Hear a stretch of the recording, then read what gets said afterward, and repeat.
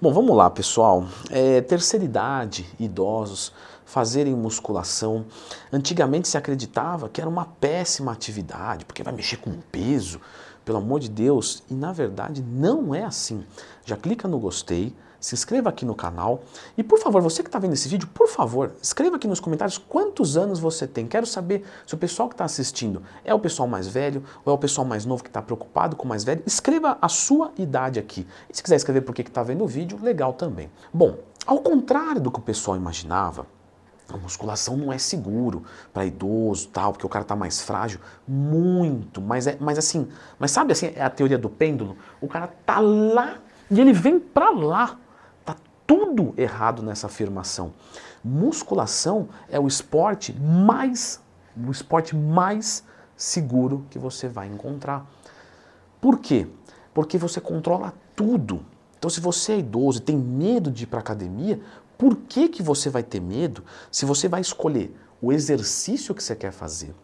O movimento desse exercício, posso adaptar? Parar um pouquinho antes porque sinto uma dorzinha, porque tem um probleminha? Pode. Eu vou escolher a carga, então só vai ficar pesado se eu quiser. Eu vou escolher a velocidade, então se eu quiser fazer lento eu faço, se eu quiser fazer mais rápido eu faço. Não existe contato com uma pessoa, com um terceiro, igual por exemplo uma atividade, um futebol. Dá uma nas pernas do cara. Ah, beleza, eu fui lá para jogar, estava bem intencionado, o cara quebrou minha perna, ok. Na musculação não tem essa chance, é você com você mesmo. Ah, mas e se eu cansar muito fazendo? Tempo de descanso era quanto? 60 segundos? Tranquilinho, meu querido. Vamos para 2 minutinhos, pegue um fôlego, tome uma água, escute uma música, compre o curso de dieta do Leandro. Tudo isso você pode fazer no tempo de descanso, é muito rápido. Então, você na musculação, você controla tudo. Ah, mas musculação tem impacto. Não, não tem. Ah, tem impacto sim. Tá bom, você quer ser chato? Beleza, quase peguei o Leandro agora. Vamos fazer uma passada? A passada eu vou ter impacto? Vou. Mas qual que é o impacto daquilo? É baixo e eu tenho uma cacetada de exercício que eu posso deixar a passada de lado. Um monte de exercício. Ou seja, não precisa. Se não puder impacto, não precisa. Mas, impacto, só para vocês saberem, não é ruim, tá? Porque muita gente me pergunta lá na caixinha de perguntas do Instagram, que eu abro todo dia. Pô, Leandrão, corrida é bom porque tem impacto. Gente, impacto gera um efeito eletropieso que aplica um tipo de carga óssea, que isso aumenta a DMO, densidade mineral óssea. Na verdade, isso é bom. Só que o que acontece? O impacto também em excesso, de uma forma errada, vamos colocar assim, vai fazer, ou descontextualizada, para ficar mais adequado o termo, às vezes pode sobrecarregar uma articulação. Então está fazendo bem para o osso? Tá, mas e para a articulação? Não. Mas na verdade o impacto ele é legal. Como é que eu faço para fazer um efeito eletropieso na minha parte óssea sem impacto? Adivinhem só? Musculação de novo. A musculação aumenta a densidade mineral óssea. E aí, o idoso já entendeu que não tem problema nenhum. Já entendeu. Estamos atendidos? Estamos. Agora, benefício. Ganho de massa muscular. O idoso sofre de sarcopenia, certo? Que é a perda de massa muscular ao longo da vida. Você entenda isso. Toda a sua autonomia é dependente da sua força muscular. Se você perder toda a sua força muscular, você não sai da cama sem sentir dor, ou você nem sai da cama, você não vai para o banheiro sozinho, você não vai poder mais sair na rua. Ou seja, você tem que ter musculatura. Essa musculatura tem que ser funcional, ou seja, ter força, ter resistência. E o melhor lugar para você ganhar massa muscular, força e resistência é na musculação. Então a gente já entendeu que a musculação é o mais seguro, o melhor para o idoso. Só que não é só coisa boa, não tem coisa ruim? Tem uma coisa ruim, eu vou deixar para falar para o final. Porque é importante saber disso, porque às vezes a pessoa está olhando e fala, ah, ele gosta de treinar, beleza, e quer que todo mundo... Não, eu sou professor, eu sou educador físico, na verdade esse termo é errado. Eu sou um profissional de educação física, depois eu explico a diferença dos termos. E eu estou aqui para promoção da saúde, e não da minha preferência, não. Então quando tem uma coisa ruim, a gente tem que falar, e já já eu vou falar. Mas, indo adiante. Temos melhora de sensibilidade à insulina que evita o diabetes? Sim. Se eu já for diabético, melhorar esse funcionamento, aí de uma outra parte, que é GLUT3, GLUT4, vai melhorar a absorção do carboidrato, você pode reduzir a dose da medicação mesmo sendo diabético. Muito bom. Quando a gente às vezes vai falar assim, a hipertensão, depende, não tem depende. Isso não tem depende. Depende, aprendam isso. É o tempo que o profissional da saúde precisa para pensar. Ele fala, depende, deixa eu pensar aqui, deixa eu pensar, sim, é.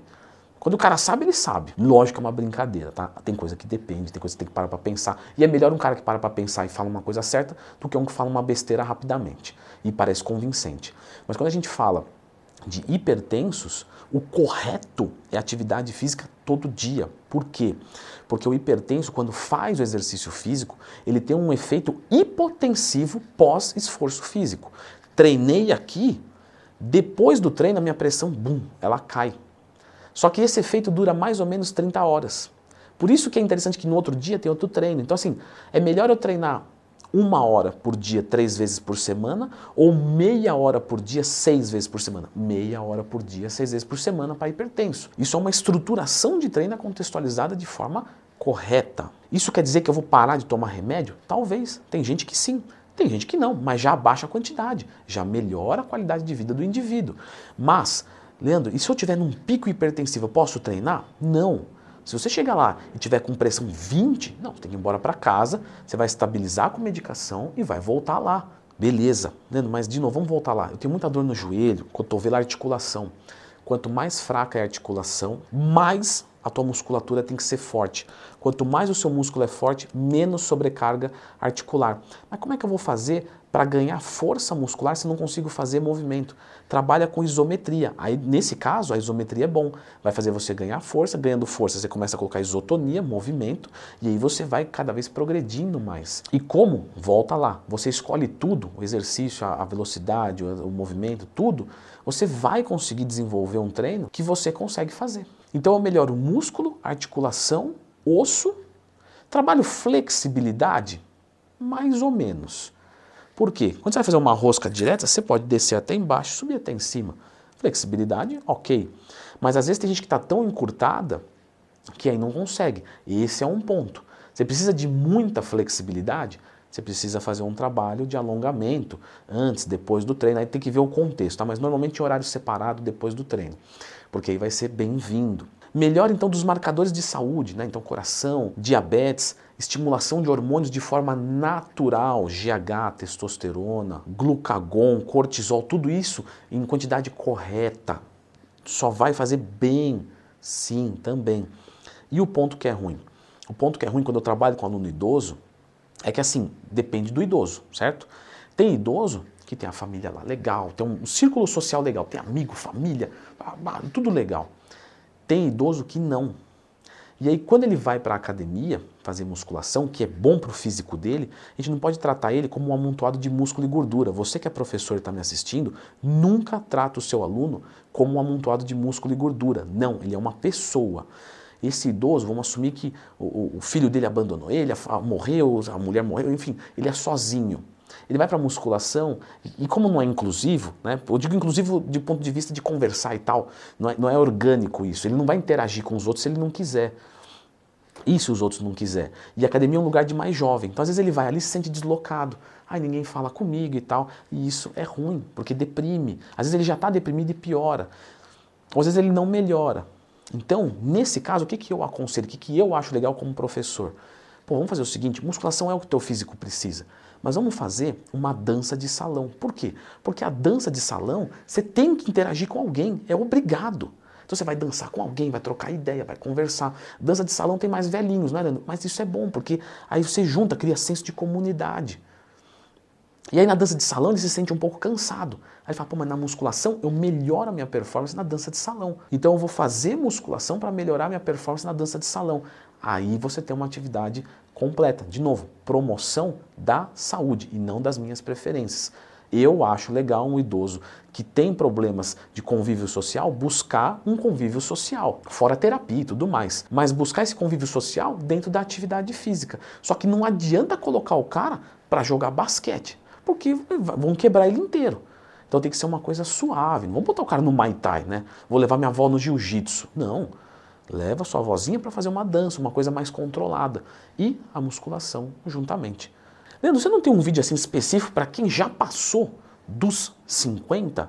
Beleza, vamos dar uma conferidinha nesse vídeo aqui que tem várias coisinhas que vocês podem fazer na rotina de vocês. Inclusive alguns monitoramentos de saúde específicos.